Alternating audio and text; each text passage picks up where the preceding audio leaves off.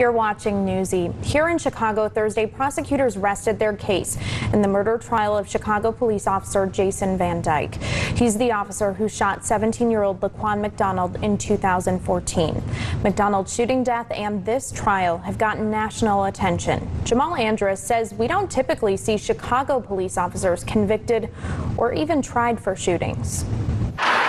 It's been 50 years since a Chicago police officer was convicted of a murder charge for an on-duty shooting. Since then, countless police-involved shootings have taken place in the city, but convictions of officers remain a rarity. In what could be a historic ruling, Jason Van Dyke is currently on trial for shooting and killing Laquan McDonald 4 years ago on the southwest side of Chicago. We've far from conquered and addressed racism in Chicago and the Chicago Police Department. Craig Futterman is a University of Chicago law professor who helped advocate for the release of the Laquan McDonald shooting video.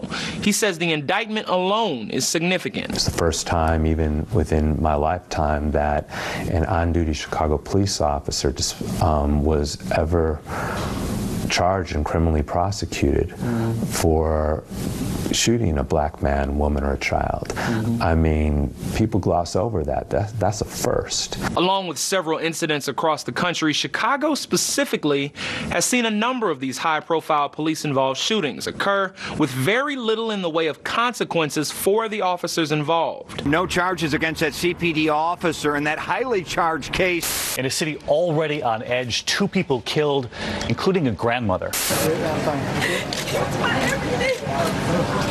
Betty Jones and Quintonio LaGreer were both shot and killed by Chicago police officer Robert Rialmo back in 2015. While the shooting was ruled unjustified by an independent review board, Officer Rialmo did not face charges and is still employed by CPD. In 2012, Rakia Boyd was shot in the head by off-duty CPD officer Dante Servin. He was charged with involuntary manslaughter but was ultimately cleared of all charges. If we don't finally address the underlying conditions that have allowed Chicago police officers to abuse black folks with impunity, we'll have the same conversation just a couple years later. In July, city and state officials released a more than 200-page consent decree draft. Attempts to just talk the talk and not walk the walk will be unsuccessful. The plan is meant to reform the CPD over a number of years under federal court supervision. If all goes as planned, the new policies will take effect in July 2019.